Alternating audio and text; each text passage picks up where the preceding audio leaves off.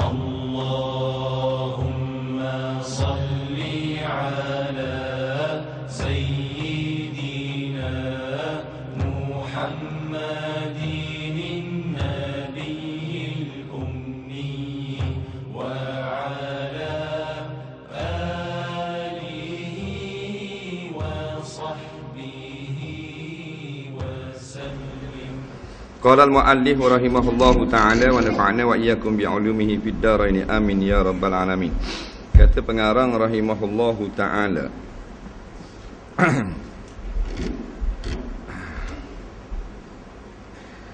kemudian di akhir hadis tersebut diterangkan bahawa laki-laki yang bertanya itu melenyapkan diri.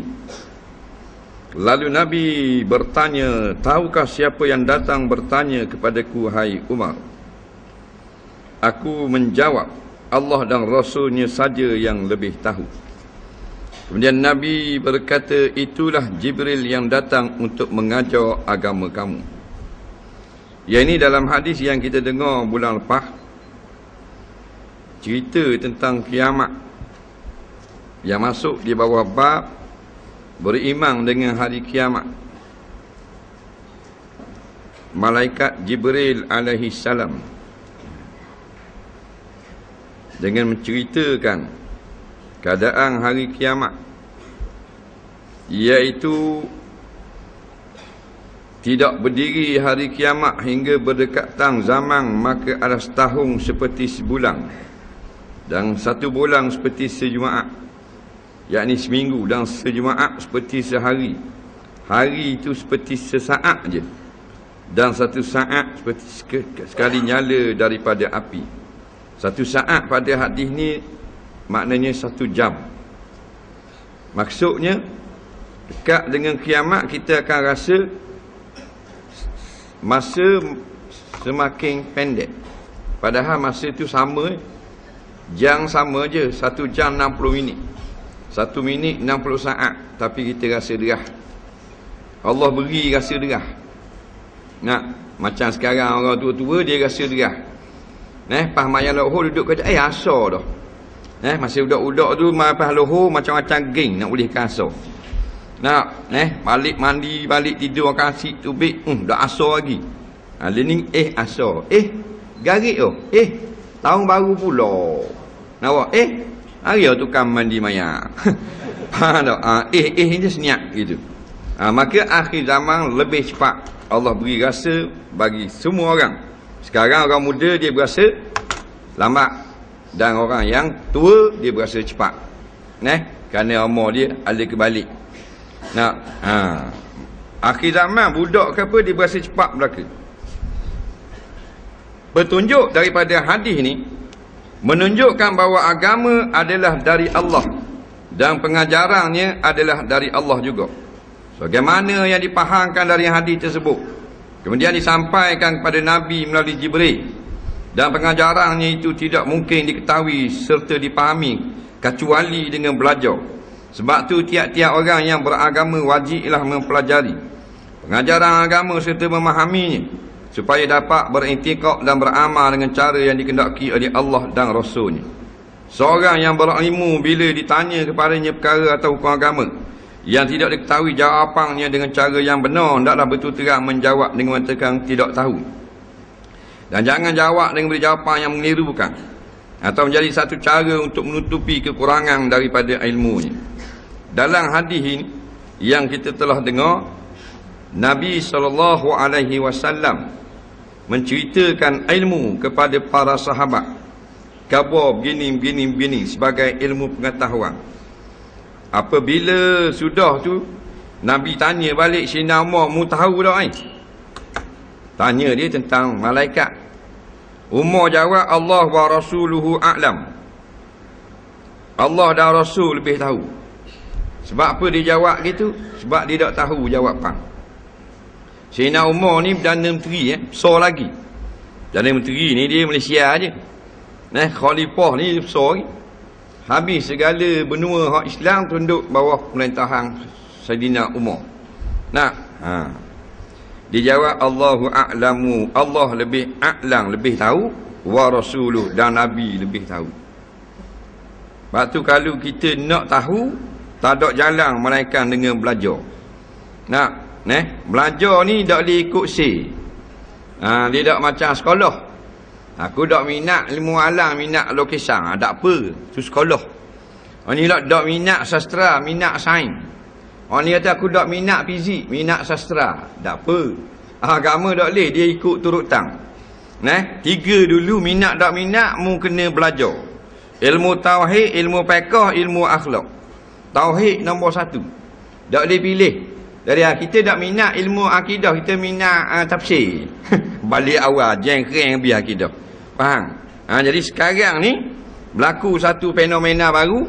Orang-orang muda kita dia buat ikut macam sekolah lah pula. Ilmu-ilmu yang dia tak minat, macam ilmu fardu ain.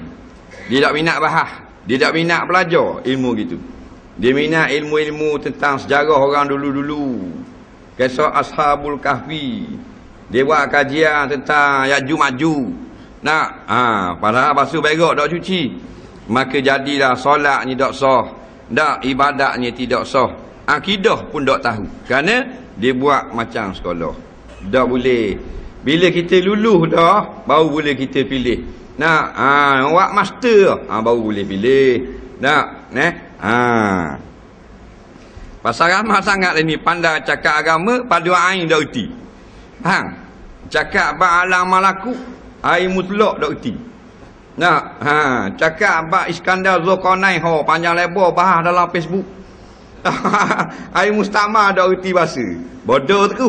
Pasal apa? Pasal lakoh kelas. Dalam bab agama jangan awak lakoh kelas dulu, kena ngaji. Sedap bahas hadis tu, bahas hadis ni. Hadis ni tak sahih, hadis ni sahih. Allah Quran macam anjing kat tulang ngaji. Tak pandai sekarang dah. Basic dia pergi lakoh. Jadi hati-hati. Ilmu agama ni hak wajib dulu. Minat ke diam.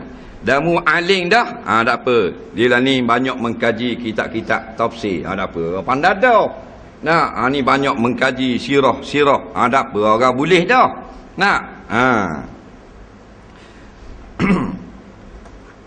Maka pengetahuan tidak akan datang sendiri atau datang wakil seperti para nabi.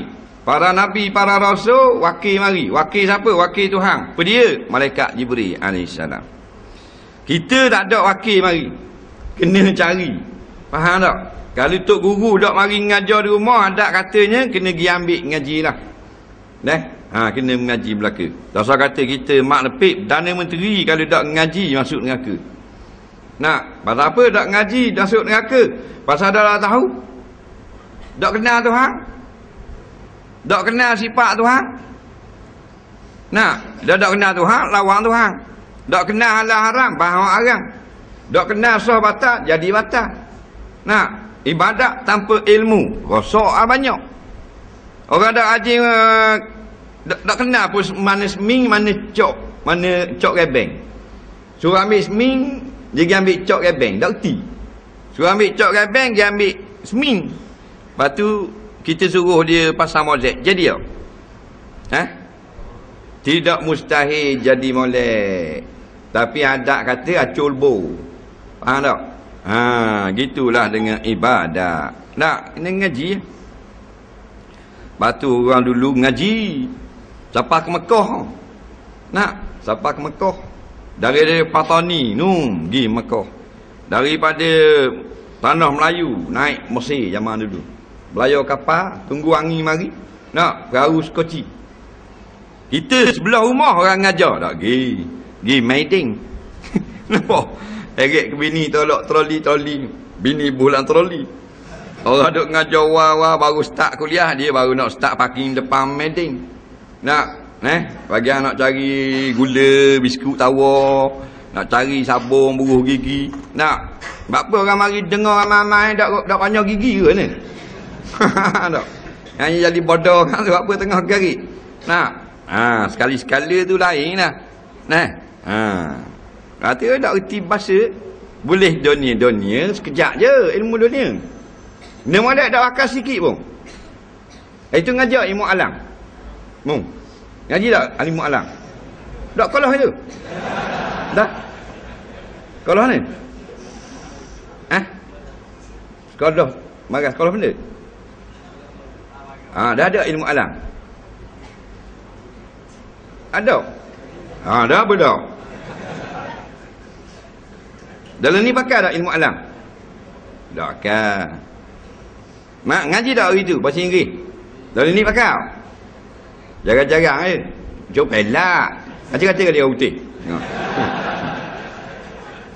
Belajar kimia tak pakai kimia. Kerja dah ni jabat kerajaan. Dah tengok buku kimia itu dah acil dah. Tak pakai dah tu bagi anak pas peksa. Tahu tak? Ilmu agama siapa ke titiang siratil mustaqim. Nak pakai sama. Ilmu akidah dalam setiap nafas kita nak pakai.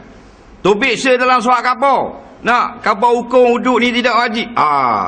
Mari ilmu akidah kita. Boleh pakai tak ni surat khabar Dah. Walaupun kita lama dah tinggal pengajian padu ain akidah kita, kena pakai pula ilmu tu. Betul tak?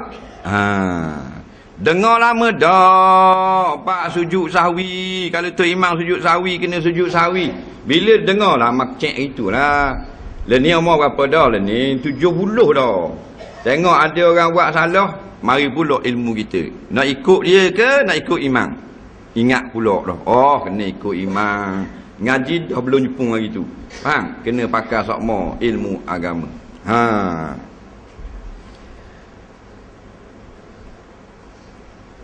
Jadi ilmu semuanya punca hanya daripada Allah Subhanahu wa ta'ala. Maka Allah mengajar para nabi, para rasul secara langsung. Kita usaha kena cari orang alim. Zaman Nabi tak ada ustaz. Zaman Nabi tak ada tok guru. Tak ada ulama. Kerana Nabi seorang yang sedang menyampaikan agama. Faham tak? Bila Nabi wafat, baru ada alim ulama di kalangan para sahabat. 124,000 orang sahabat, 18 orang saja yang pandai tafsir Quran. Faham tak? 124,000 orang sahabat, cakap Arab, belaka lidah Arab, mata Arab, hidung Arab. Nak makan kema tak makan apa benda? Wahulu. Faham? Makan kema, makan kambing. Dah makan maknanya biskut jagung macam kita. Arab belaka. Tapi 18 orang saja ada ilmu tafsir Quran di kalangan sahabat Nabi. Nak menunjukkan pentingnya ilmu dan jadi alim bukan dengan bangsa, bukan dengan bergaul saja, tapi dengan mengaji. Faham tak? Sahabat yang berbahasa Arab mari tanya sahabat lain apa maksud hadis. Padahal sahabat tu orang Arab dah. Hadis bahasa Arab. Tanya pula sahabat lain apa maksud hadis. Nak? Jadi kita ni hak Melayu ni, hak dak Arab lebih lagi lah. Kerana sumber kita Arab. Bukan orang Arab, bahasa Arab. Mana Quran dengan hadis? Nak? Dia nak tahu Quran? Baca sekolah Arab boleh dah. Nak? Kita masuk sekolah Arab, reti dah Quran hadis. Nak? Lepas tu faham dah? Tak faham, reti baca je lah. Dah nak faham, kena ngaji boh. Faham tak? Biarlah sungguh sikit dalam bab agama ni. Orang yang berilmu bila ditanya pada perkara hukum atau agama yang tidak ketahui jawapan dengan cara yang benar, hendaklah betul terang menjawab dengan mengatakan tidak tahu. Yang kedua, menunjukkan agama terdiri daripada iman, Islam dan ihsan. Dan berarti bahawa seorang yang beragama dalam menjadi orang yang percaya menurut erti kata yang sebenar, yang beramal menurut apa yang diperintah melakukannya, serta meninggalkan apa yang dilarang mengerjakannya, dan laksanakan segala ibadat dan amal kebaikan dengan cara yang sebaik-baik pada zahir dan batin. Tegahnya seorang yang beragama mestilah menjadi seorang yang mukmin, muslim dan muhsin. Tidak saja pada sebutan tapi mestilah pada amal yang sesuai dengan firman Allah, innal ladzina amanu wa amilus solihat inna la nuslihu ajra man ahsana amala. Inna la nudhi'u ajra man ahsana amala. Sesungguhnya seorang yang beriman dan beramal soleh, sungguhnya kami tidak akan sia-siakan ganjaran orang yang memperelokkan akan amalnya, iaitu memolekkan akan amalnya. Baik, Islam ni 3. Yang pertama iman, yang kedua amal, yang ketiga baik perilaku. Nah, Iaitu pertama, kepercayaan. Lagu mana kita pun percaya kita mestilah tidak berganjok. Biar kemah keming. Jangan gerak. Kalau kemah keming saja percayaan tapi tak betul, masuk neraka. Seperti mana puak-puak Nasara. Kristian tu kemah keming dia pegang Nabi Isa anak Tuhan. Ada pula orang yang kata bukan anak Tuhan, pupu pula. Tak akan dah. Orang kata bukan anak Tuhan, anak dara pula. Tak, anak Tuhan. Kemah keming, paderi pegang. Dah betul tak pegangan dia? Tak betul, masuk neraka. Jadi bab akidah yang pertama kena betul, yang kedua pegang kemah tak ganjok. Dan kita kata hanya Tuhan yang boleh menjadikan segala-galanya. Wak marilah ulama lain pun kata pasal lain, aku tak pakai dah. Hatta takdir kata atas muka bumi ni habis orang alim, orang tok guru apa semua kata Tuhan dua belaka. Kita seorang tinggal kata Tuhan biasa semua. Tu panggil kemah keming tak ganjok. Tak. Jadi sebelum nak kemah keming, biarlah betul dulu pegangan. Ramai sangat leni yang pegang tak betul. Batulah sungguhnya ulama mari ngajar bab akidah. Nak suruh reti. Bila reti pegang molek. Jangan li gogeh-gogeh dah. Allah 200 ya ke wa isang tak gogeh dah. Betul tiap amalan kita kena yakin. Atas perjuangan kena yakin. Atas akidah kena yakin. Wak marilah kata pasal lagu mana pun turun daripada langit. Ulama baru ni turun pada langit. Serbang je besar bukit besar. Faham tak? Terik kita nampak belaka, lalu kok matahari, lalu kok bulan, lalu kok awan turun macam ke piring terbang turun. Dia pun kata yang sebenarnya Tuhan itu dua. Tak usah pakai. Kemah keming dah, aku ngaji dah dengan ayah orang kapung hari itu. Dak gerak itu guru pakai piar lembek, baju panas je. Dak turun pada langit pun, tapi ayah orang kabar itu betul dah. Tuhan tidak dua, tidak berbilang. Faham tak lagi? Biar kemah keming. Banyak lagi ingat dalam bab rezeki. Dah gua ni dak nikah. Dah kalau aku nikah nak makam dia anak bini aku. Sudah kerja dah lah. Orang ni sudah longgar gede-gede dah. Nampak banyak dah rosak dalam fikiran manusia sekarang. Tu apa panggil akidah yang rosak. Batu akidah ni mustahak. Faham? Biar betul dulu. Dah berapa dak nikah, dah nak makam dia. Anak bini aku kat gini nak makam dia. Benda itulah yang menyebabkan dia berada dalam keraguan. Kita nak jawab gua ni. Umur 40 dah, kata muda nikah. Tak mau nikah. Kalau tak mau nikah saya ginilah kalau kena nikah kena makam dia anak orang. Dia kata cakap gitu. Nak jawab kau ni? Jawapan dia kita tertanya dia, mu nak nikah dengan dia, nak nikah dengan ayam, pergi makan padi. Mu nak nikah dengan kucing, pergi makan ikan. Mu nak nikah dengan urut, minum airnya. Mu nak nikah dengan anak orang, makan nasi bodoh. Newi suti bodoh gitu. Faham tak? Bapa mu nikah dengan anak orang tu dia boleh makan rezeki kita tau. Dah. Tu akidah. Rezeki kita, hak kita, bini kita boleh makan tau. Tak boleh, sekepeng dah boleh. Hak mulut kita dah. Kalau rezeki dia, baru dia boleh makan. Faham? Jadi kalau dia mari tu, kita nikah dengan dia tu, orang pun ngata, kan ngata malam. Petang ke tak? Mari akad nikah. Petang tadi, ngata bini. Kata kopang, sini kopang, sini. Batu nak. Kau faham kalau orang kata? Dah. Dia kata benda. Selawat tak apa kopang. Molek. Kerana Nabi suruh berkopang. Nampak tak? Pada hari perkahwinan. Atau mengating siapa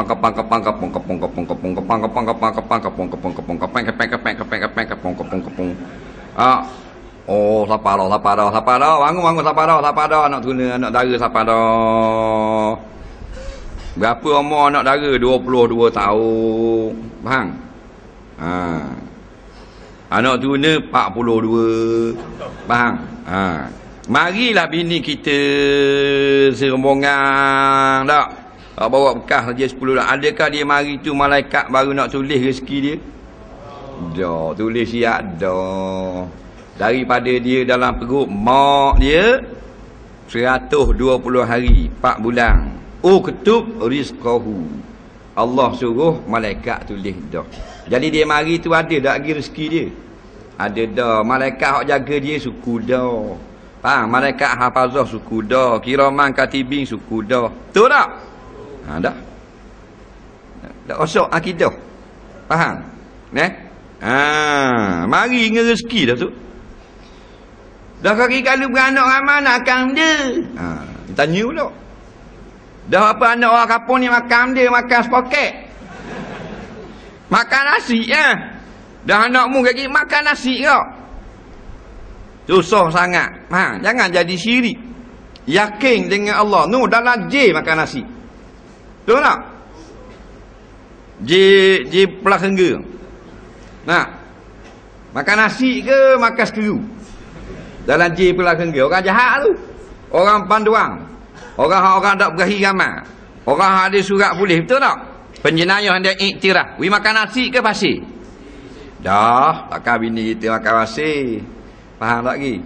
Tak usah bimbang sikit. Yakin dengan Allah. Tak apa Sampai masa dah aku nak nikah, aku nikah juga aku yakin rezeki daripada Allah. Baru ahli sunnah wal jamaah. Faham? Tak gerak buat cara tak gerak. Nak? Dia kata jangan tebang. Jangan tebang tu bukan nikah.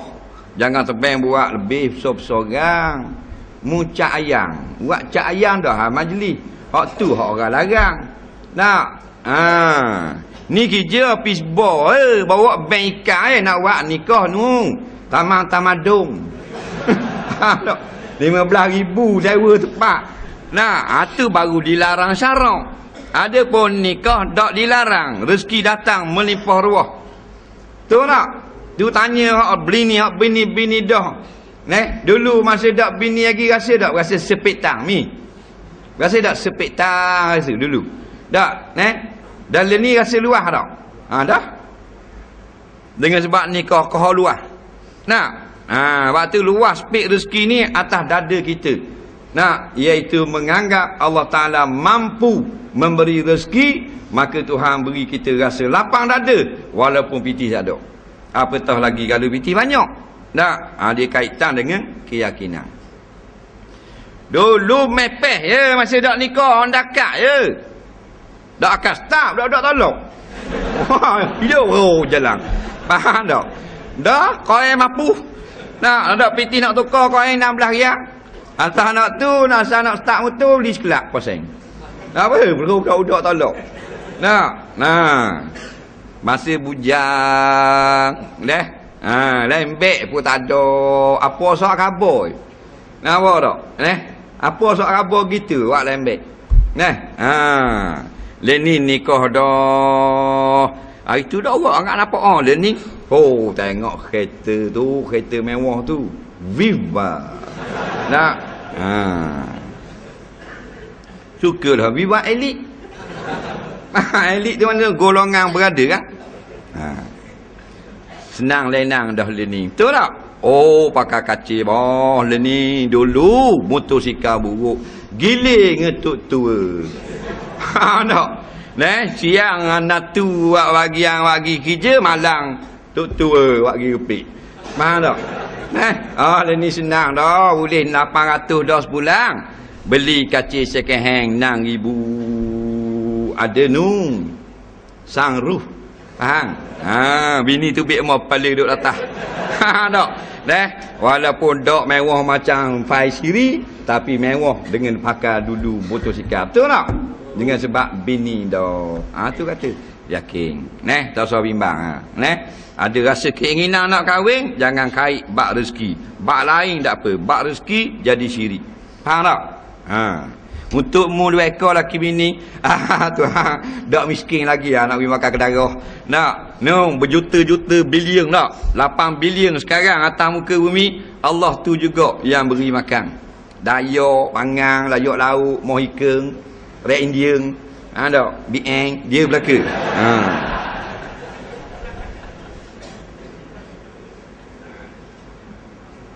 Yang ketiga, menunjukkan tidak ada siapa pun antara manusia yang dapat mengetahui masa kedatangan hari kiamat. Dan jika ada orang yang mengaku dapat tahu, maka teranglah dustanya. Sedangkan Nabi sendiri, waktu Jibril bertanya kepada baginda tentang hari itu, telah menjawab dengan tegas, mal mas'ulu anha bi'a'lama minas sa'il. Tidaklah orang yang ditanya daripadanya lebih tahu daripada orang yang bertanya. Jibril tanya kepada Nabi SAW, "Ya Rasulullah, bila berlakunya kiamat?" Nabi jawab, "Mal mas'ulu anha." Tidaklah yang ditanya lebih tahu ataupun tahu daripada yang menanya. Padahal Nabi ni orang yang paling alim. Makhluk yang paling alim Rasulullah. Nabi ni orang tak banding dengan ulama. Ulama orang tak banding dengan ustaz. Faham tak? Nak banding tu biar kena dengan tarah. Sebab tu Nabi orang dah buat banding. Nampak? Kerana dia yang paling alim. Orang yang ulama yang pertama sekali manusia ni siapa? Sebelum Nabi. Acik jawab. Dia lah ulama pertama. Rasulullah penutup. Sing. Sebab apa? Mendengar orang kata.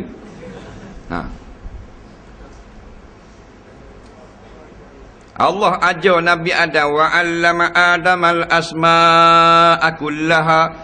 Faham tak? Tak ada lagi manusia. Bila siap Nabi Adam tiup roh hidup, Allah pun mengajar Nabi Adam segala ilmu pengetahuan. Sehingga bila Allah tanya malaikat, malaikat kata, "Kami tak tahu." Bila tanya Nabi Adam jawab, "Dialah ulama pertama."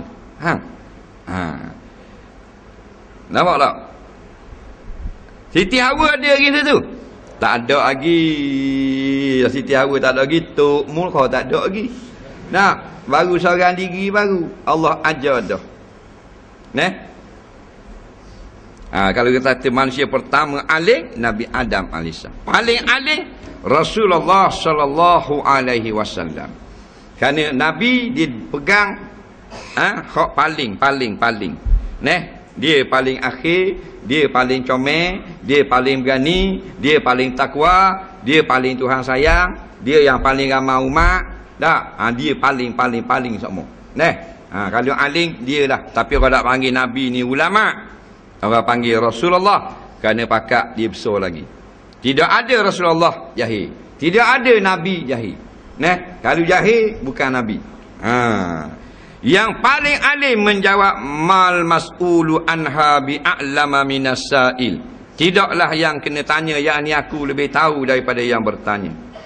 Guanya orang ni yang sibuk sangat duk teka tarikh kiamat. Sedangkan Nabi jawab dah 1400 tahun nak ajar kita. Jangan jawab. Kerana Allah saja tahu bila tarikh, bila tahunnya. Nabi hanya khabar kita berlaku hanya hari Jumaat. Tarikh tahun tak usah sibuk. Pernah laki-laki ni dia duk tanya dah bila-bila sangat. Nabi tak jawab. Nabi tanya dah muat dia cukup ke belaka dah. Yang sibuk nak tanya hari kiamat. Nabi jawab gitu. Dan ni ramah sangat nak kaji betul dah. Kiamat ni 2012 bulan 8. Ni tak 2018 pula bulan 3. Orang ni kata 2020 bulan Jun. Ambil tarikh Dr. Mahdi.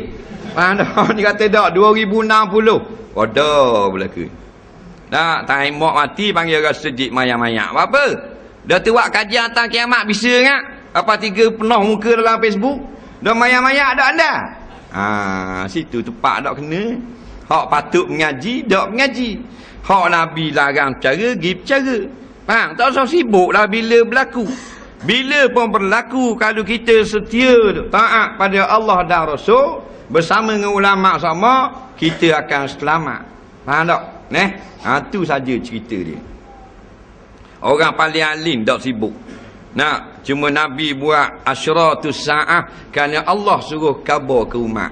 Tanda-tanda dekat dengan kiamat. Jadi tanda-tanda hak Nabi dak khabar tak usah reka lah. Hak Nabi khabar kita siapa? Tu saja. Tu pun tak cakap dah kita nak kaji. Berpuluh-puluh dah. Nah, hadis-hadis tentang asyratus saah, iaitu alamat-alamat kiamat.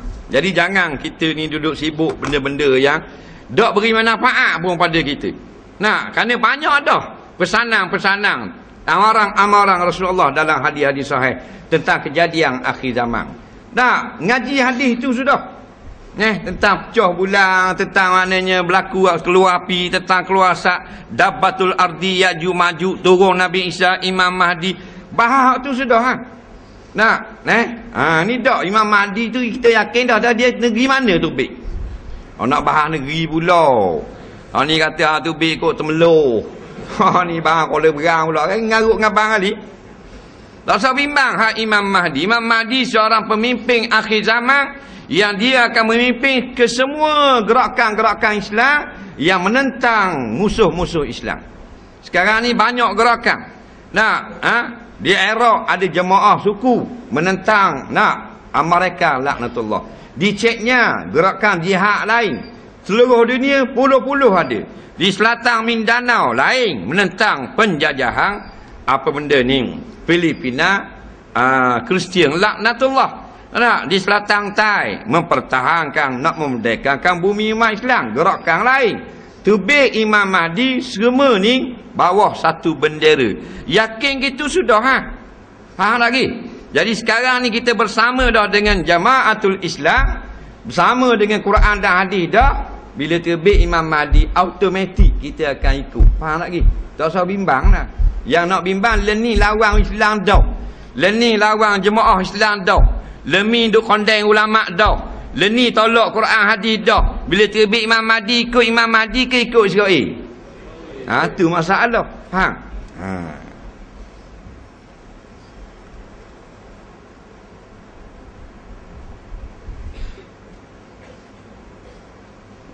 Di sini dapat ditambah sedikit lagi keterangan mengenai tanda-tanda hari kiamat, iaitu tandanya terbagi pada dua bahagian. Pertama tanda kecil, kedua tanda besar. Tanda kecil ialah banyak didapati kekurangan ilmu dan amanah. Banyak didapati pekerjaan fasik dan khianat serta pembunuhan yang tidak dibenarkan. Banyak terjadi perangkatan ketua orang fasik. Banyak berlaku perkara yang menghina agama serta kemenangan selalu di pihak orang yang mengerjakan perkara mungkar, sedang orang yang melakukan perkara kebaikan dikebelakangkan. Tanda kecil kiamat, tanda besar. Asyrah saghirah dipanggil. Tanda-tanda kecil dan asyrah apa benda kabirah, ulama sebut dalam kitab-kitab.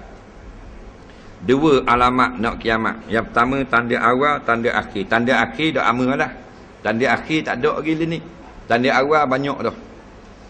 Tanda yang pertama lahirnya Nabi Muhammad sallallahu alaihi wasallam, nabi terakhir, menunjukkan hujung dunia dah. Kalau musim bola gak musim terakhir. Kelantan lawang dia. Mana ni? Okey, so. Saing Dabi. Mana habis ni tak ada dah. Habis musim dah. Dah nak praktis mula awak skogong dah. Dah muncak ayam dah 8-0 dah. Gitulah bandingannya. Sekarang ni tanda-tanda awal.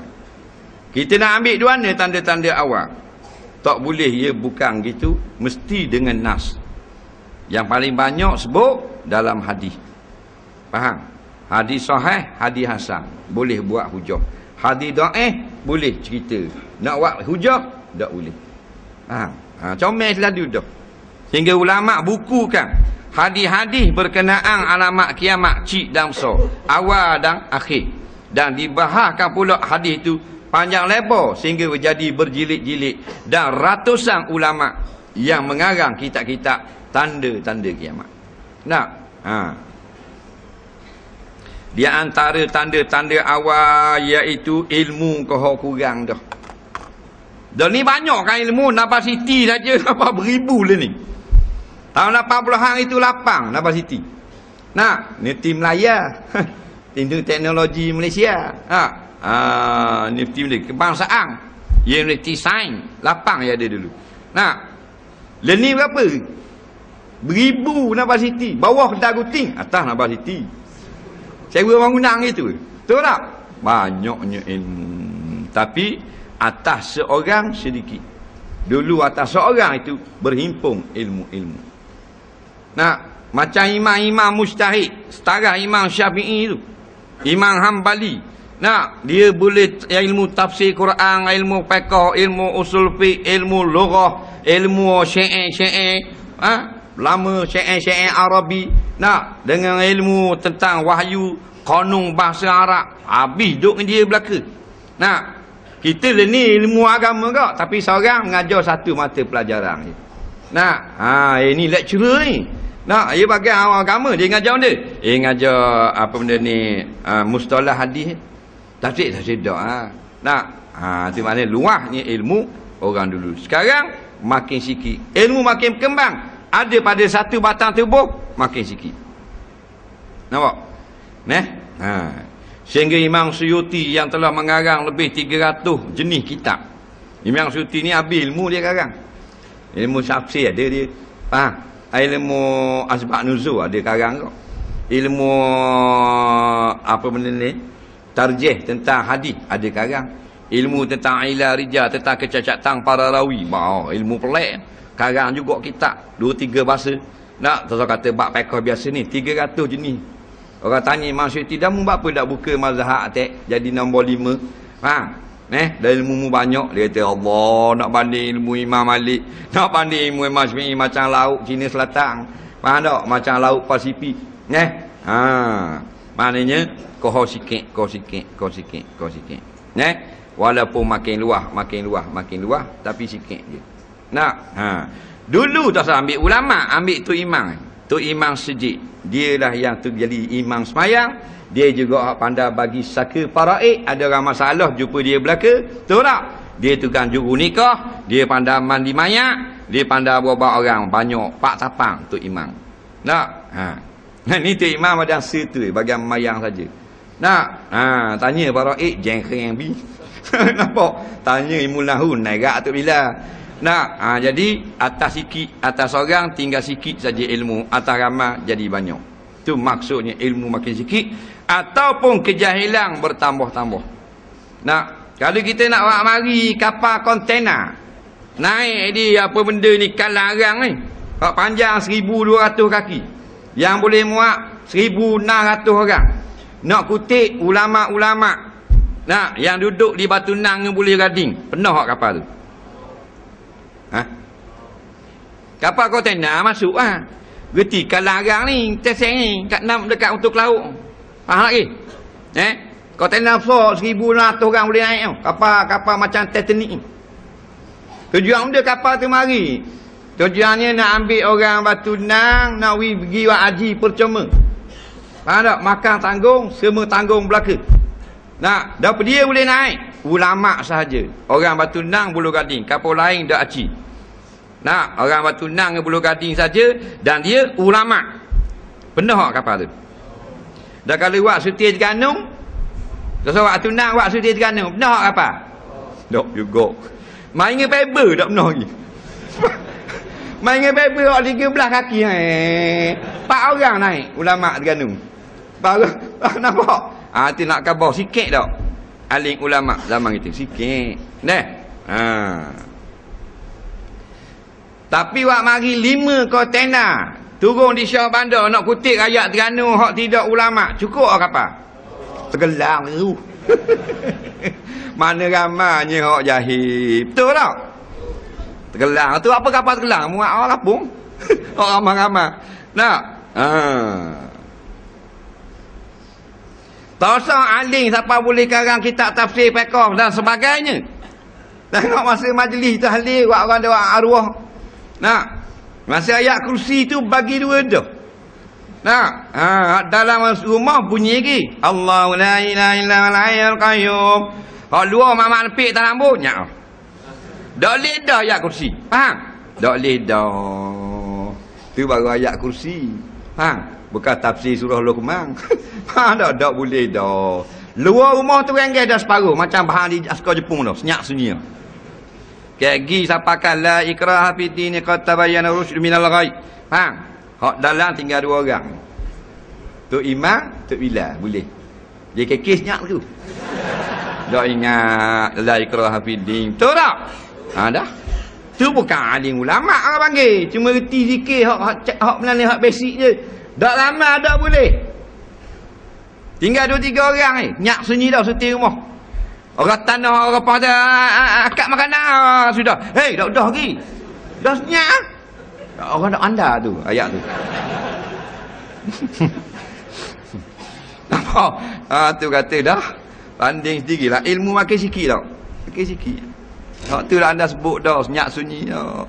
Nak? Tinggal 2-3 orang boleh sebut. La ikhlas biding. Nak? Dah bila nak bising mula? Time makan dia. Time waktu beri nasi. Nasi belakang ayo. Nasi belakang. Lauk. Oh doh. Amat belacang ada. Belacang. Situ baru bising. Padahal ngatik tu nak tidur. Tu kata kita berat kita tau. Berat nanang. Berat apa orang awak natu kita. Tak nak kan ni natu bodoh. Bila apa lah mari kau dengar. Nak. Ni orang mari dengar duk ngadak tali basing. Tu tanda-tanda dia. Dan amanah, tidak amanah jual lebong. Kaki tangan kerajaan lebong, bukan semalah hak lebong. Majikan lebong. Pengarah tipu Timalang. Timalang tipu Khani. Khani tipu Bisbo. Bisbo tipu pengarah. Dia musim itu dipanggil kitaran alam. Nah. Banyak tipu tak? Ana. Masuk kos pelah. Pasca kos 9. Bos tanya ke mana lewat Ada kecemasan. Padahal dia pergi beli tu kasut baru. Al-Ihsan. Tak. Jalan tanpa bandar ni dulu. Bong. Balik dah, tak pasca lagi. Pukul 8 pasca. Pukul 5 sampai pukul 8. 3 jam lebih. Dapat time. Naya sejak. So kawan dia pasca. Dia tak pergi. Betul tak? Tipu. Majikan. Pengarah tipu kau. Hak tipu lah. Hak baik-baik lah. Tidak amanah. Guna kereta pejabat. Ambil anak sekolah gitu gini. Boleh ke tak? Tak boleh. Harta kerajaan Malaysia. Harta rakyat. Biar apa dia bayar gaji? Biar kerajaan bayar. Lepas tu dia suruh pergi beli pasar. Sayur atau rumah. Tidak amanah. Tu baru pengarah MB. Faham? Habis tipu belaka. Pemerintah tipu rakyat. Rakyat tipu pemerintah. Kat mana tak ada tipu? Ustaz tipu kau. Mari orang ni 10 orang, itu tulis 15. Dalam surat kalau tulis 10 tak payah lah. Buat 15. Faham tak? Tidak nak hanya dia ngajar tak boleh kepeng. Nak isi minyak lagi. Betul? Tu dah pakai talak tapi isi minyak kau. Banyak tipu dah. Bini tipu laki-laki, tipu bini, anak tipu ayah, ayah tipu anak. Betul tak? Habis pakat tipu lagi. Doktor tipu doktor. Orang tu sakit kat lain dia buat beli obat kau. Hak sakit tu tak ada obat dia bagi obat. Untung 30 ya. Patutnya 80 120. Tak apa saya kasih obat lebih punya. 30 ya. Tipu. Pesakit tipu doktor.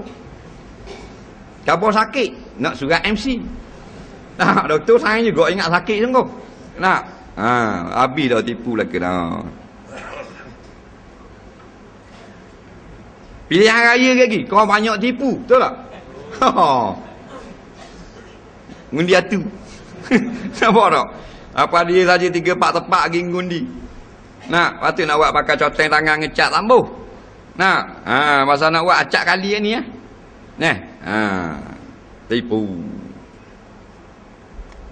Tidak amanah lagi.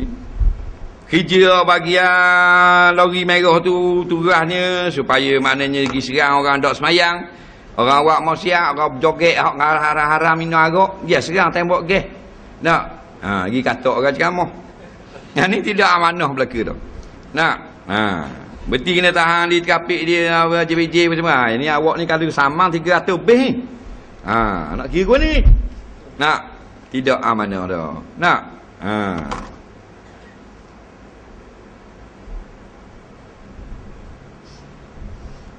banyak didapati pekerjaan fasik. Berarti kat tulis wallahu a'lam.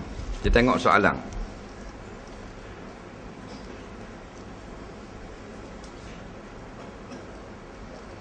Ada hadis yang menyatakan kalau kita keluar musafir 3 orang maka lantiklah seorang ketua. Soalan zaman ni kalau kita musafir maka macam mana nak lantik ketua? Kena ngundi ke atau sukarela jadi ketua? Memang benar dalam hadis Nabi kata kalau kita musafir ramai 3 orang ni dia panggil ramai lah bahasa Arab, jamak, maka lantiklah ketua. Yang pertama kita nak faham suruhan ni wajib ke sunat? Kata ulama perintah ni sunat, bukan wajib. Mana kalau kita naik kereta 3 orang nak pergi Kuala Lumpur, kita sunat lantik seorang ketua.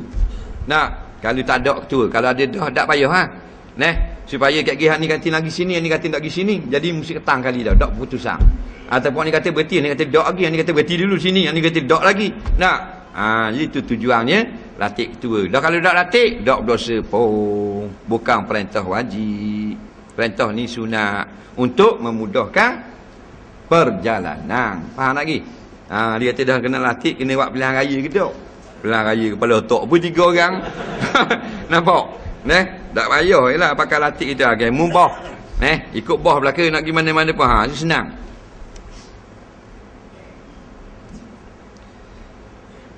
Bagaimana kalau pekerja saya tak tutup aurat? Dosa tak saya tanggung? Dia pakai gitu. Pemakaian dia baju ketat dan lengan pendek, menjolokkan mata saya, boleh timbulkan fitnah pada majikan sendiri. Bila saya ambil dia kerja, kalau dia pakai gitu dan tak ambuh ubah dengan pemakaian sopan, baik. Kita nak ambil orang kerja baru, orang puang, minta khani kosong, marilah jawatan kosong khani, pakai luar ketat, baju ketat, lengan pendek. Nak jadi majikan nak terbiu pun tengok Allah, lepas jadi macam orang cocok mata, tu panggil menjolok mata. Nak, maka boleh ambil ke tak? Jawabnya boleh ambil, buat syarat. Saya boleh ambil awak bekerja di sini, tapi awak kena pakai yang menutup aurat dengan sempurna. Kerana saya sebagai majikan tanggung dosa awak pekerja saya kat gigi. Faham tak? Itu peluang kita dakwah dia. Nak, dia pun jawab, pergilah kalau bak betul nak tutup aurat baru nak kerja, tak lapar lagi lah aku. Dah ada masalah. Faham tak? Jelas dah situ. Betul tak? Situ peluang kita khabar dakwah. Nak, dan kalau kerja-kerja dah pun kita kena nasihat ke dia. Nasihat dah tak dengar juga, dia tanggung dosa dia sendiri. Faham? Ada orang kata kalau berlaku musibah pada diri kita, kalau kita kena tengok yang itu berlaku sebab salah kita. Ada yang kata sebab kita tak boleh menyalahkan diri kita atas apa musibah, kerana sudah takdir kita. Soalan mana satu betul ni dalam Islam? Nak salah diri sendiri ke takdir? Dia gini, dia balah ni. Ada orang kata kalau kita berlaku satu musibah, kita salahkan diri sendiri. Ada orang kata kalau berlaku musibah, pulang pada takdir. Dengar molek. Biar jadi comel selalu dah pegangan. Bila comel pegangan, kita kata pun manis selalu dah. Musibah-musibah ni benda yang kita tidak suka. Seperti hilang kasut, musibah. Naik motosikal rebah. Atau kena buang kerja. Ataunya ambil dia orang curi motosikal kita. Itu musibah. Jadi nak kata takdir ke nak kata salah diri kita? Gini, apabila benda-benda tu hak dak molek dan kita tidak ikut peraturan, ada punca-punca kecuaian kita, maka kita salahkan diri sendiri. Tapi kita ikut dah sunnah alam ini, berlaku juga musibah, kita pulang kepada takdir. Contohnya, kita naik motosikal lepas anda. Dah lepas anda diri pulak atas kosing. Nampak tak? Nak tiru stang meng dalam YouTube. Lepas tu yung bawa langgar gerai jaga pisang. Kepala celup dalam kuali panas. Faham tak? Kaki masuk dalam baseng beledi pisang. Muka tu bit cabut habis kulit-kulit. Jadi hak ni kalau tak pulang pada takdir, salahkan diri sendiri. Faham lagi? Kerana situ terang dah kita yang buat salah. Tapi kalau kita jaga molek dah, naik motosikal molek dah, Nak, bayang anda nak kanan-kanan, si kena kanan, nak kanan kiri, si kena kiri. Nak, lalu pula ke tepi biar kita tak langgar. Nak, laluan orang kita tak masuk. Kita pula bawa molek, berhati-hati. Mari gerak kereta terbabah, tepuh juga belakang kita. Ni pulang kepada takdir. Faham lagi? Tu senang. Dah hakikat semua daripada Allah. Ni buah bagian cakap. Ni dah. Duk congek motor bawa bahan dalam lokang. Dah ni? Takdir bawa. Tak gamak bagi takdir. Takdir tu hakikat kat pegangan kita. Allah kata dah kan uduh fa min nafsi. Salahkan diri kamu sendiri. Boleh tak saya tiap hari beramal hadiah pada Fatihah pada Nabi dan kepada ahli keluarganya? Minta terangkan makna tawassul dan tawassul bismillah. Mohon penjelasan. Apakah yang dikatakan dengan mengadu domba? Baik. Berlaku perselisihan ulama. Adakah boleh kita kirim pahala Fatihah pada Rasulullah? Jawabnya berlaku perselisihan. Setengahnya kata tidak boleh dan ini adalah bid'ah. Dan setengahnya mengatakan boleh. Jadi benda ni tidak ijma'. Maka sebaik-baiknya kita dah amalkan benda ni. Iaitu kita amalkan yang Nabi pesan sendiri, berselawat kepada Nabi. Kerana selawat ni Nabi suruh terang-terang. Tapi tak ada pula Nabi kata haram muslikah Fatihah ke aku. Cuma ini tinggal menjadi tiada nah, hanya pandangan sebagian ulama. Siapa nak amal juga silakan. Tapi yang kemah-kemingnya selawat kepada Nabi dan keluarganya. Nampak tak? Hak tu lebih banyak pahala kerana Nabi sebut sendiri. Daripada lidah Rasulullah sallallahu alaihi wasallam. Apa makna tawassul? Iaitu kita berdoa kepada Allah dan mengambil berkat dengan sesuatu. Seperti kita ambil berkat dengan amalan-amalan kita. Ya Allah ya Tuhanku. Aku datang kepadamu berlelah payah daripada negeri aku ke tanah bumi Mekahmu ini. Aku harap engkau berilah keampunan kepada aku. Sedangkan aku tinggal anak bini aku. Sebut benda lain tu panggil tawassul selalu dah. Faham lagi? Macam pernah berlaku di zaman sebelum Nabi SAW, iaitu orang yang terkepit di dalam gua. Bila dia masuk dalam gua, batu jatuh tutup itu gua. Cokeh tak boleh, berat. Besar batu. Dia pun berdoa dalam kitab Sahih Muslim. Ya Allah, kalau sungguh aku dulu beramal, bersemayam, beribadat kepadamu ikhlas, maka tolonglah aku hari ini. Itu panggil tawassul. Kalau kata tak ada tawassul, terus ya Allah, bukalah batu ni. Ni sebut dulu. Selama ni kalau aku beramal kepadamu ikhlas, maka tolong buka batu ni. Sebut benda hak dulu tu, faham lagi? Itu tawassul. Tawassul yang dibenarkan, sebutlah kebesaran Rasulullah, para nabi, para wali dan ulama-ulama. Tapi jangan mitok dengan ulama. Wahai wali, hei wali, sembuhkanlah penyakit anak aku. Jangan. Ya Allah, berkat walimu yang disemadikan di bumi ini. Faham tak? Aku mohon kepadamu. Itu panggil tawassul. Mitok dengan Allah, sebut keberkatan wali-wali dan para ulama. Apakah makna mengadu domba? Maknanya laga orang, nak suruh orang balah. Macam dalam YouTube tu lah. Dia buat edit video buat kita, dia edit jadi dia kata UAI kutuk ni Aziz. Dia buat gitu lah. Potong. Orang macam gitu pula. Itu bahan bodoh tu. Itu panggil pengadu domba. Tujuan nak suruh belaga. Dengan bijaksananya pakai ilmu multimedia. Kita ketinggalan ilmu ni, jadi makanan orang cerdik. Faham lagi? Kalau main dalam kampung, pesen dia pergi rumah orang. Lijah parok, semek kata kemo malang. Sungguh. Esok lagi rumah semek pula. Allah, semek. Lijah ni apa yang tak beringat kamu? Pula dah. Gocah dua orang tu. Takting tu. Atas getok bulu gading. Dia relax duduk di rumah. Itu panggil mengadu domba. Baju arwah mak banyak dalam gerobak bertahun-tahun dah. Kalau anak sepakat pergi ke orang miskin, dapat pahala. Dapatlah pahala boh. Tak susah-susah benda gini, dapat pahala. Ramai mak di kampung dah tak ada orang pakai. Rumah mak. Nak jual sayang, kalau pakat sedekah, wakaf, boleh tak? Boleh. Dengan persetujuan semua waris. Ada seorang waris tak setuju, kena bagi hak dia. Nilaikan harga rumah dengan tanah, kemudian nilaikan persentif yang dia dapat atas nama waris mana-mana. Hak tersat dia, sedekah hak tu. Soalan seterusnya. Dulu Ustaz kata orang yang bersalah akan diampun dosa sampai mereka berpisah. Soalan saya, ada orang tua dari ada satu surau, dia kata tak boleh bersalang lepas waktu asar dan subuh. Kitab mana atau dia ambil? Jadi kami makmum sini tidak bersalang lah. Kerana dengar orang tua tu kata. Betul ke tak? Tak boleh salang.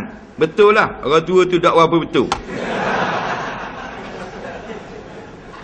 Jawabnya tak kira di mana-mana boleh bersalam, melainkan pada tempat yang memang tak boleh bersalam. Nabi tak kata bersalang lepas mayang, bersalang tepi bukit, bersalang jumpa depan supermarket. Nabi tak kata. Izal taqal musliman, apabila dua orang Islam bertemu keduanya, fayatasafahani, maka lalu berjabat salam. Faham tak? Ghufira lahuma, jawab bagi man tadi. Nampak? Diampunkan bagi keduanya malam yatafarraqa. Ibnu Hajar Al-Asqalani, imam besar, seorang alim yang sangat banyak karang kitab, sehingga ulama kata jumlah karangan kitabnya tu berlaku khilaf pula di kalangan ulama. Ada yang kata 300 buah kitab, ada kata 320 buah kitab, ada kata 318, sampai khilaf. Sehingga dicari siapakah yang alim pada zaman itu, pada alam ini atas bumi ini, macam Ibnu Hajar Asqalani. Jumpa seorang saja, Syekh Badruddin Aini, seorang imam besar juga. Nah, yang sementara ilmu dengan Ibnu Hajar Asqalani. Ibnu Hajar Asqalani dia karang banyak kitab. Di antaranya kitab Fathul Bari. Syarah hadis Bukhari. Tebal-tebal Quran dalam 18 kulit. Nampak? Suti tebal Quran. Tu baru sekitab. Kitab hak dia karang beratus-ratus pula. Disebutlah kitab kitab Fathul Bari. Dia kata, dan harus berjabat salam selepas semayang, sekalipun tiada nas yang menyuruh, kerana nas itu umum. Sesat tak masalah. Dia imam besar. Lepas tu tanya pula pak cik tu karang kitab berapa putih? Faham tak? Tak ada. Dia duduk atas grab, petang main wadang. Faham tak? Jadi pakai akal sendirilah. Nak pakai Imam Ibn Hajar Asqalani ke, nak pakai pak cik tu. Lepas tu kita kena terbuka ilmu biar luah. Benda khilafiah tak usah duk masuk cara. Tak?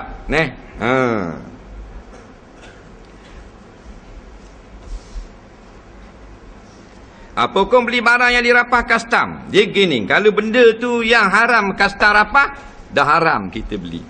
Tapi kalau benda tu yang tidak haram, memang mudaratkan peniaga-peniaga, dengan sebab dia nak dapat keuntungan yang banyak, cara seluduk, mudaratkan orang Islam yang berniaga dalam negeri secara halal, maka pasang itu benar di sisi syarak, baru boleh kita beli. Faham lagi? Jangan bila rapah beres semua. Ada kau tak beres, dia rebel.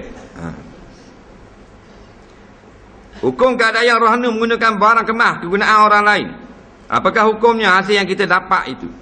Dia hak orang lain tak boleh guna, melainkan tuang dia tak ambil. Maka tak ambil dikiah dengan luqtah. Tuang tak ambil dah setelah setahun, maka bolehlah dipakai. Faham lagi? Macam kawan kita tinggal cicing di rumah kita, tak mari ambil, khabar pun tak mari, setahun lebih dah, boleh pakai. Faham lagi? Dah bila kita pakai tuang dia mari, kena win mula, walaupun sejuta tahun dah.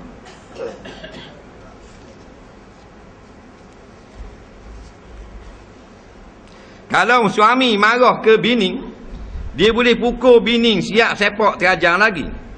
Apa hukum suami tak ambil dah ke isteri dan abaikan tanggungjawab anak bini, tapi tak ambil cerai isteri dia?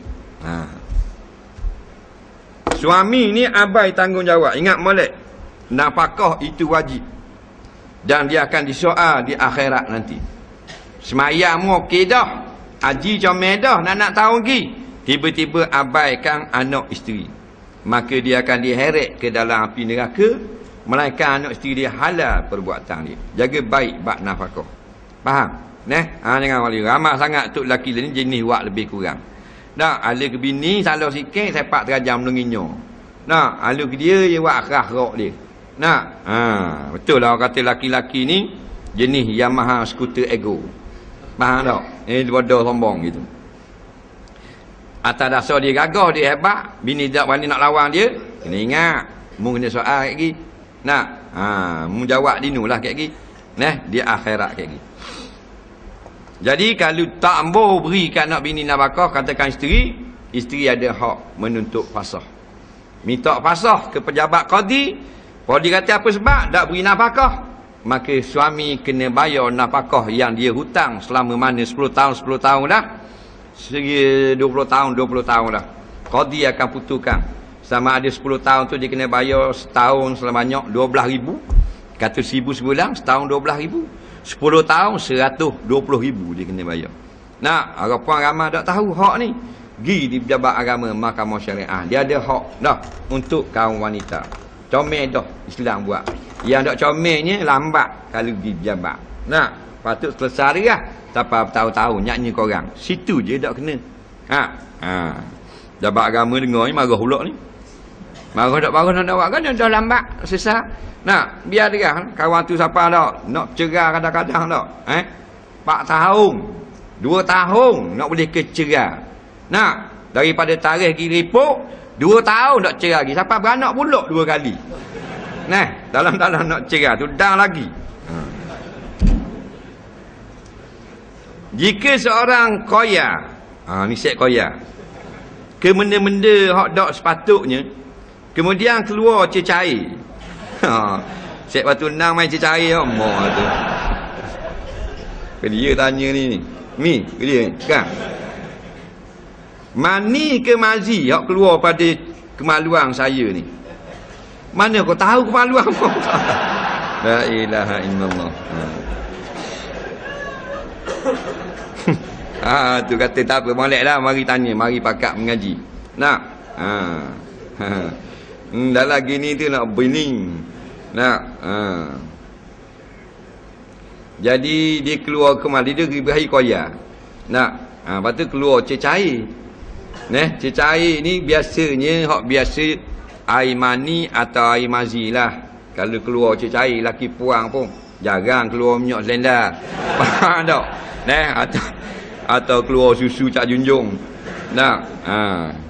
Jadi nak tahu sepatutnya diri kita masing-masing kena belajar bab ni. Mani ni nak beza dengan mazi. Mani ni dia keruh, mazi ni dia jernih. Mazi ni dia licin, mani dia kasar. Mani tu kehidupan, mazi tu adalah pelincir semata-mata. Cara rasanya masa keluar mazi rasa seronok koya je. Nak keluar mani adalah penghujung bagi seronok. Faham tak lagi? Tu tak? Tak gitu? Dia panggil climax. Jadi mu climax ke tak? Dia tanya balik climax tu benda. Climax tu dia macam ke kuih koci gitu. Faham tak? Keluar mani itu dia berpancuk-pancuk. Melainkan orang tua tak pancuk lah. Pak umur 70 tak pacuk dah tu. Dia neleh gitu. Faham tak? Tu hak 3 selendar. Mazi dia tidak macuk, dia hanya menitik sahaja. Dan dia jernih. Faham tak? Jernih. Jadi tengok-tengok. Lepas tu kalau mazi wajib basuh dan batal wuduk. Dan mani wajib kena mandi junub. Mazi najis, mani tidak najis. Tu hukum dia.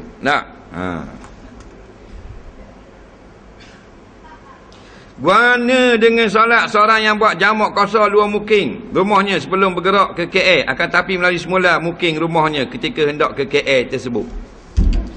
Jawabnya, bila dia bergerak begitu, contohnya dia pergi tunggu di mana tu? Dia pergi tunggu di Tepuh, nak pergi Kuala Lumpur. Nak ingat ke nak potong kot nu? Bahan kot jetih, dah bah lalu kot ni pula. Dah kan jamak dah di nu. Lalu pula kot kapun dia dikira balik semula. Maka satu pendapat mengatakan jamak qasar dia itu tadi hanya sah semayang pertama saja, iaitu zuhur. Sembahyang yang kedua jatuh solat sunat kerana telah putus musafirnya. Faham lagi? Dah jamak Zuhur memang sah dah. Kerana telah masuk waktu. Asar tak masuk waktu lagi.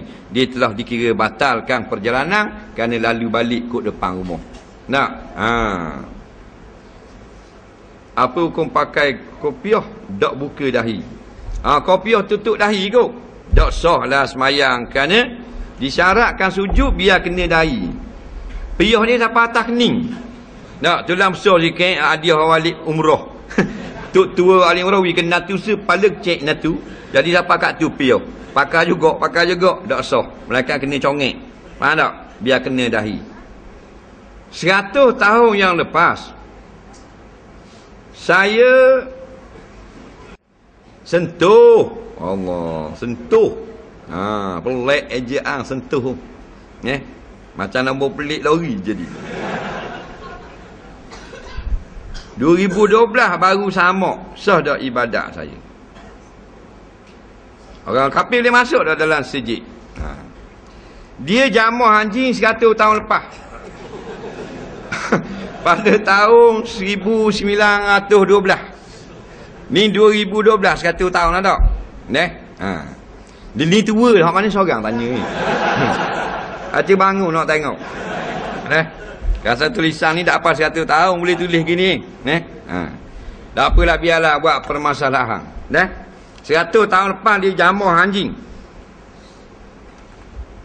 Kemudian sekarang 100 tahun sudah berlalu, baru dia nak bersihkan tangan dia. Ibadat dia pakai kedok. Tua sungguh orang ni.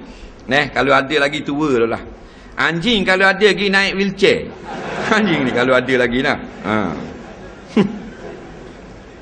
Maka jawabnya sentuh anjing tidak menyebabkan kena basuh apa-apa. Yang wajib basuh ialah berpindah najis anjing kepada kita. Sama ada najis itu mughallazah atau mutawassithah. Hak tu wajib kena basuh. Takat jamuh anjing itu comel anjing, lekat tak di tangan? Tidak. Tapi katakanlah kena sungguh lah. Memang kena sungguh. Jawabnya tengok wajib basuh tu ada khilaf tak di kalangan pandangan ulama mujtahid. Ada khilaf, maka hak 100 tahun itu dimaafkan ibadah dia. Tak ada khilaf ijma' ulama, kena basuh semula dan jadilah ibadat dia itu tidak sah. Nampak? Jadi waktu tahu ke tak? Tak tahu, maka hukumnya dimaaf pada syarak kerana lama telah berlalu. Orang kafir boleh masuk masjid tak? Boleh, selain 3 masjid. Masjidil Haram, Masjidil Aqsa, Masjid Nabawi. Hak ni memang tak boleh masuk kata ulama. Ada pun lain pada tu, Masjid Batu Nang, Masjid Batu Pak, Masjid Tepuh, Masjid Kristen, Masjid Kaherah, Masjid Perancis, tak kira lah. Boleh masuk dengan izin penjaga orang Islam. Faham lagi? Selesai masalah. Kita jawab soalan terakhir. Saya ada tatu di belakang. Patutkah saya tanggalkan tatu saya? Kalau boleh, bagaimana caranya? Di kampung saya ada janda. Ada orang masuk meminang, tapi dia tolak. Adakah janda tersebut berdosa? Saya bekerja di sebuah syarikat. Suatu hari seorang pelanggan saya nak tarik diri, tapi tidak jadi. Saya beri rasuah. Adakah saya berdosa? Atau pelanggan saya berdosa? Yang keempat, ada seorang wanita muda dulu, dia kafir, sekarang masuk Islam, wajib tak berkhatam? Yang kelima, apakah hukum bertepuk tangan? 5 soalan. Yang pertama, dia ada tatu atas belakang ni, wajib tak dia buang? Jawabnya, tatu tu membuat masa mana? Masa mu dulu kafir lagi, patut masuk Islam, tak wajib buang. Walaupun banyak seluruh tubuh, macam tatu Yakuza Jepun ni kepala tak ada. Kalau Yakuza ni dia kongsi gelak haram. Kongsi haram Jepun ni setengah daripada jenis kongsi haram ni, dia memang tatu. Hak Malaysia kongsi haram Bukit Bintang, hak break fee apa semua. Tu 3-4 ketil. Sini gambar ninja tetu seko. Nampak? Sini spambok. Tuak Malaysia punya gangster. Jepun punya mafia seluruh tubuh. Sehingga kat tekak le katah tak ada. Pasal dia pakai baju, polis tengok dak cang. Kat lain sekat lengang habis katah. Nak? Jadi kalau mafia Jepun habis seluruh tubuh tu, masuk Islam tak wajib buang. Walaupun banyak. Tapi kalau dia buat masuk Islam, wajib buang. Faham lagi? Wajib kena buang. Melainkan kalau buang mati, tak wajib buang. Nampak? Walaupun duduk bawah kulit. Ada orang kata tak payah buang kalau bawah kulit. Atas kulit memang kena buang pasal dia mencegah air sampai kulit.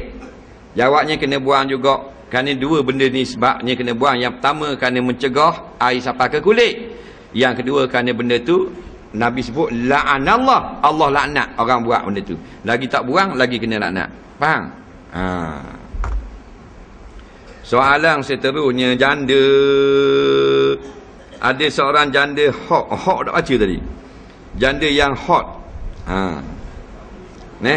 Jangan hot benda mang. Janda, ada seorang janda hot.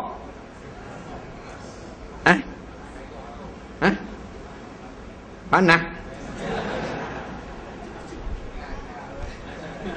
Orang gah dia kata.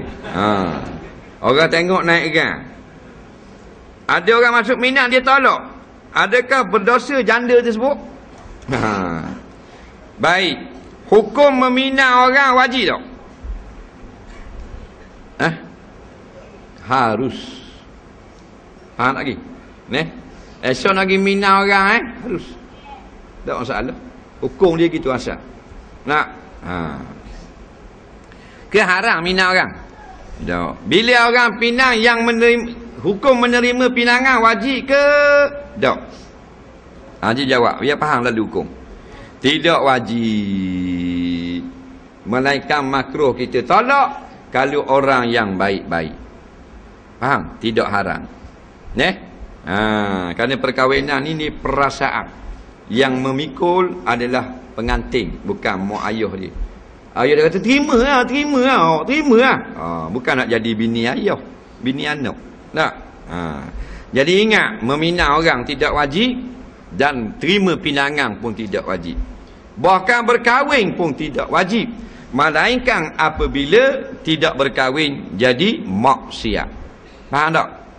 Jadi dalam kes begini tak boleh kita nak marah orang kalau dia tolak peminangan. Bahkan bila bertunang boleh tak batalkan pertunangan? Cik jawab kali. Boleh lagi. Tak usah kata tolak peminangan. Hak minang boleh putus. Cuma tanpa sebab haram pada syarak. Kerana dipanggil menyalahi janji. Tapi boleh putus. Nak? Jadi janda-janda ni anjuran ulama. Jenis janda-janda ni apatah lagi janda panah gini. Hak jenis panah. Dak akan baju sok mau duduk rumah panah. Dak apa tu dipanggil janda hok. Hok ni bahasa orang muda-muda lah.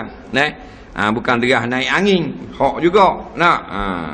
Tapi hok maknanya yang menjadi bualan orang kampung dengan sebab comelnya, ada pun ada keterampilannya. Nak ataupun seksinya, seksi orang tengok, maka jenis gini janganlah lama-lama menjanda. Nak, kerana menjadi fitnah. Kahwinlah cepat-cepat. Kerana mu janda. Maka janda ni bagi pihak janda kahwin cepat. Jangan pilih kaya, pilih yang boleh baik dan bimbing kita. Pihak laki-laki pula moleklah kita pakat kahwin janda belaka. Yang istimewanya ada anak. Nak supaya nak bantu dia. Setuju tak? Jadi janda ni tunggulah masa. Nak orang Batu Ndang akan cepat-cepat pergi masuk esok. Ni nak kahwin anak dara saja, nak hidup senang lenang saja, tak ada anak lagi. Janda ada anak orang. Anak orang lah. Nak betul kita dah boleh paksa, tapi ingat tak pengorbanan Rasulullah Pak Nabi tunjuk. Nak kahwin dengan janda tu, anak berderu. Sehingga janda tu kata geleran kita tak apa, tak mari pun. Tak, pergi rumah Aisyah tu, dia orang muda. Jadi Nabi nak bela anak yatim. Kalau ada niat gini, molek bang. Nikah ramai-ramai. Cari janda anak 100. Sebab janda dia tidak salah pada syarak. Nak betulkan sekali lagi, buanglah tanggapan buruk kepada janda. Bila anak lelaki kita nak kahwin apa dia, mak dia kata janda mak. Janda. Sebab apa yang tak urus bank? Tengok dulu janda mana, orang baik ke tak, beragama ke tak. Tak. Molek pada hak anak dara. Terima je dah. Tak boleh terima aku natu janda. Tu pahaman kolok dia panggil. Islam tak ajar gitu. Faham? Janda anak dara sama saja. Tapi kalau agama janda, baik janda. Kalau agama tu duduk di anak dara, baik anak dara. Dia gitu. Ni kita tak boleh sebut janda, tak pakai. Janda, jahat. Tidak kan laki jerah. Dia mewah gitu pula. Kena ke kakakmu, tak kata pula. Tak. Kita mulut celupang kat Melayu, bodoh. Biar janda tak janda nak orang ni. Janda maknanya orang yang sudah tidak ada suami. Bukan mana perempuan yang jahat. Yang jahat ni orang bujang. Panggil jahat. Tahu tak orang bujang? Ni orang bujang mana orang tak ada laki. Orang tua-tua kan sebut orang bujang, orang perempuan jahat. Tahu tak? Wakar ni, hijau tani, biru tani. Duk main tu. Hotel bunga raya.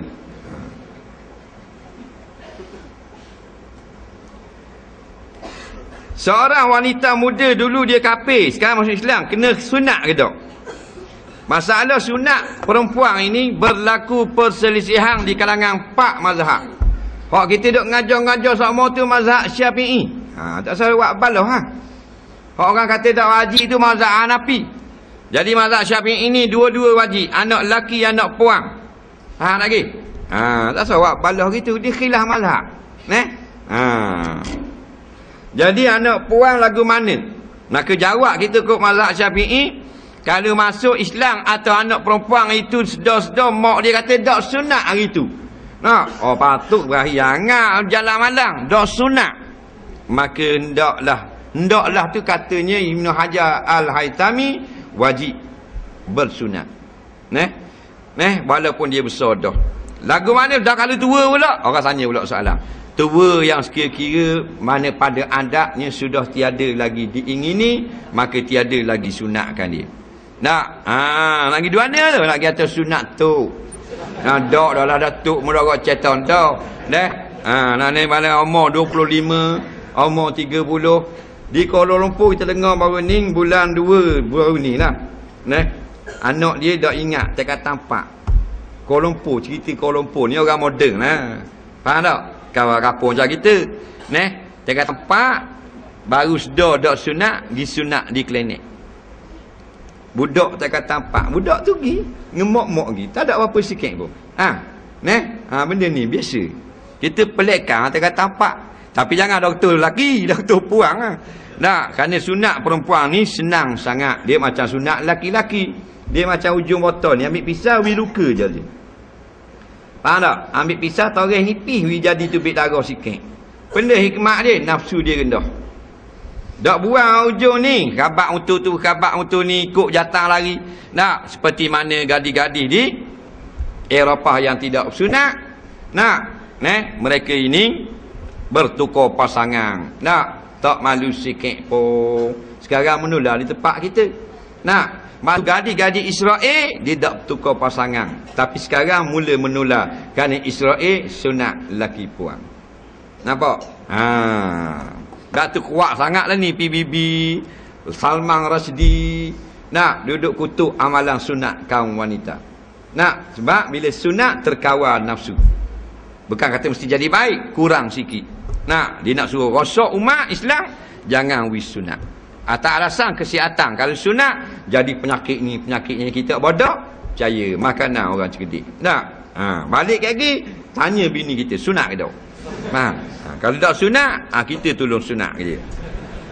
Jangan tak pandai buat licin, habis licin dia potong. Nampak tak? Wallahu subhanahu wa ta'ala a'lam.